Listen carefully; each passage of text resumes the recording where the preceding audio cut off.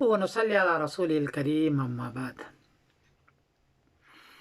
آج سعودی عربیہ کے مسجدوں میں بہت سارے خطیبوں کا خطبہ سنا، جو وہاں کی حکومت نے یہ طے کیا تھا کہ تبلیغی جماعت کے خلاف آپ بیان کریں گے، اور ان کی 4 باتوں کو خاص طور پر ذکر کریں گے۔ چنانچہ ان 4 باتوں پر سارے حضرات نے، اکثر حضرات نے، حرم میں تو دیکھتا ہوں نہیں ہوا، لیکن اور جگہ پر خطبہ دیا گیا۔ تبلیغی جماعت کے بارے میں پہلی بات یہ کہی گئی کہ یہ بدعتی جماعت ہے، اس میں بدعات ہے۔ دوسری بات یہ کہی گئی کہ یہ تبلیغی جماعت یہ صوفی جماعت ہے، اور تیسری بات یہ کہی گئی کہ تبلیغی جماعت یہ دہشت گردی کے پھیلنے کا دروازہ ہے، اور چوتھی بات یہ پوچھی گئی ہے کہ 3 چلہ اور 3 دن اور 1 چلہ اور 4 مہینے آپ کہاں سے لائے؟ یہ چاروں باتیں انہوں نے ذکر کیا ہے۔ جواباً عرض ہے کہ تبلیغی جماعت کا جو عقیدہ ہے، ان کا عقیدہ وہی ہے جو اشرف علی تھانی رحمۃ اللہ علیہ کا ہے، جو شیخ زکریا رحمۃ اللہ علیہ کا ہے۔ ان کا عقیدہ کیا ہے؟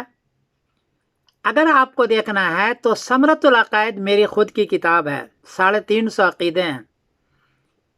ہر عقیدے کے لیے 10 آیت 10 حدیث لایا ہوں، صرف حدیث، قول صحابی قول تابعی نہیں لایا، اور سیاہ ستہ سے صرف حدیث لایا ہوں، اور اس میں سارا ذکر کیا گیا ہے کہ ہمارا عقیدہ کیا ہے، ہم دیوبندیوں کا عقیدہ کیا ہے، تبلیغی جماعت کا عقیدہ کیا ہے، اس میں ذکر کیا گیا ہے۔ خاص طور پر قبر کے جا کر کے قبرستان پر ہم کیا کریں گے اور کیا نہیں کریں گے، وہ بھی ذکر ہے کہ وہاں نبی کریم صلی اللہ علیہ وسلم فرمایا کہ زیارت قبور کرو، تو زیارت قبور ہمارے یہاں ہے، لیکن اہل قبر سے مانگنا جائز نہیں، اہل قبر سے سوال کرنا جائز نہیں، بلکہ اہل قبر کے لیے صرف استغفار کرنا اور دعا کرنا جائز ہے۔ یہ سارا ذکر کیا، اور سارے احادیث سے میں نے ذکر کیا ہے۔ کیسے بدعت ہو گئے تبلیغی جماعت والے؟ اس میں دوسری بات کہ یہ صوفی جماعت ہے۔ ہمارے یہاں بیعت کرنے کا سلسلہ ہے، کیونکہ نبی کریم صلی اللہ علیہ وسلم کے یہاں نے بیعت کی ہے، لیکن ایک تصوف میں صرف اتنا ہی پیری مریدی میں ہے جتنا کہ اس سے اصلاح ہوتا ہو، جیسے کہ شاگرد کی اصلاح ہوتی ہے استاد سے، بس اتنا ہی ہے۔ باقی کوئی وہمی چیز دے دے، پیر دے دے یا کوئی چیز دے دے، ایسا نہیں ہے، میں نے ثابت کیا اپنی کتاب کے اندر۔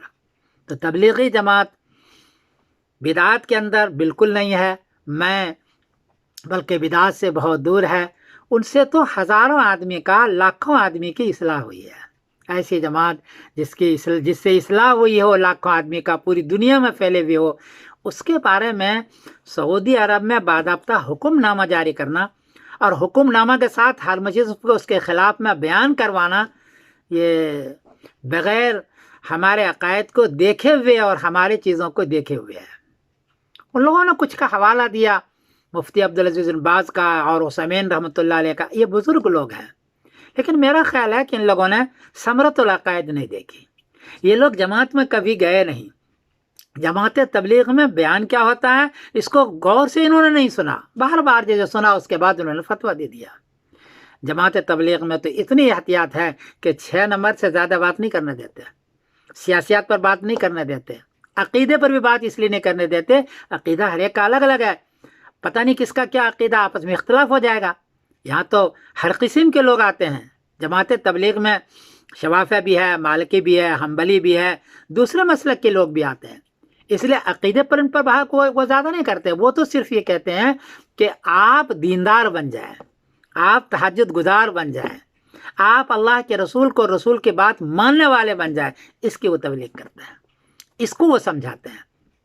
باقی عقیدے کے بارے میں یا مسئلے کے بارے میں وہ کہتے ہیں اپنے اپنے علماء سے پوچھو۔ اتنی احتیاط والی جماعت پر اس طرح کا الزام لگانا اور اس طرح کا بیان کروانا، میں سمجھتا ہوں کہ یہ اہل تبلیغ پر بہت بڑا ظلم ہے۔ میں خود بھی 3 دن جاتا ہوں، میں بیان کرتا ہوں، میں جاتا ہوں ہر 3 دن میں، دیکھتا ہوں کہ وہ کیا کرتے ہیں، बाकी ये सवाल कि 3 दिन और चिल्ला कहाँ से लाया, भाई ये कोई हदीस से साबित नहीं किया उन्होंने। ये तो इतने दिनों में लोगों की एक इस्लाह हो जाती है, बस कुछ पल्ले पड़ जाता है इसलिए रखा है। जैसे चश्मा इम्तिहान रखा है, साल भर में बुखारी शरीफ पढ़ाना रखा है, साल भर में कुदूरी पढ़ाना रखा है, ऐसे ये 3 दिन और चिल्ला है। ये बात आपका कोई सुन्नत या फ़र्ज या वाजिब नहीं है, इसलिए ये सवाल भी उनका गलत है। बाकी ये रहा कि तबलीगी जमात दहशतगर्दी फैलने का दरवाज़ा है, ये बहुत बड़ा इल्ज़ाम है, बहुत बड़ा इल्ज़ाम है। तबलीगी जमात तो हमेशा दहशतगर्दी को रोकने वाली जमात होती है।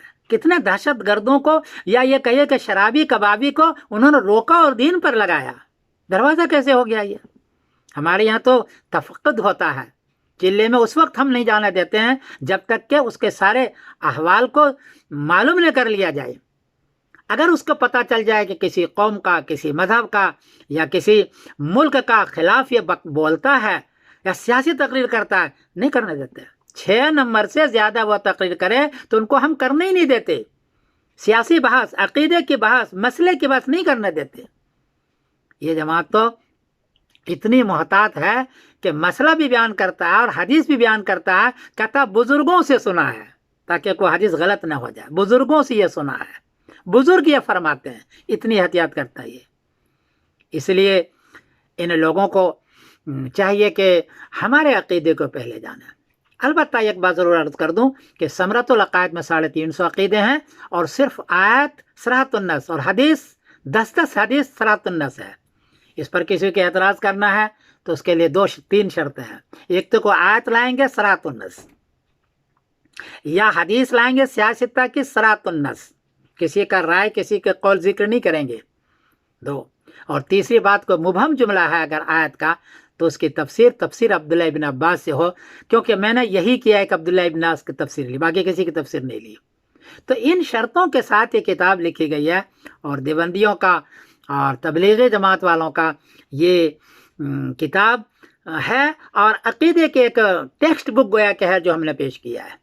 मैं फिर गुजारिश करूँगा अरब के ख़तीबों से, अरब के ज़िम्मेदारों से कि हमारे तबलीगी जमात के अक़ीदे के बारे में फिर दोबारा सोचें। वो अक़ीदा नहीं है जो आपने बयान करवाया है और जितना बड़ा इल्ज़ाम डाला है। मैं सिमरदीन कासमी बोल रहा हूँ मानचेस्टर इंग्लैंड से। अस्सलामु अलैकुम रहमतुल्लाहि व बरकातुहू। बड़े अदब के साथ हम गुजारिश कर रहे हैं, क्योंकि आप बड़े हैं, आप हरमैन के लोग हैं, इसलिए बड़ी अदब के साथ वहाँ के उलमा से, वहाँ के ज़िम्मेदारों से मैं अर्ज़ करता हूँ, और कोई गलती हुई है तो हमें माफ़ कर देना। अस्सलामु अलैकुम रहमतुल्लाहि व बरकातुहू।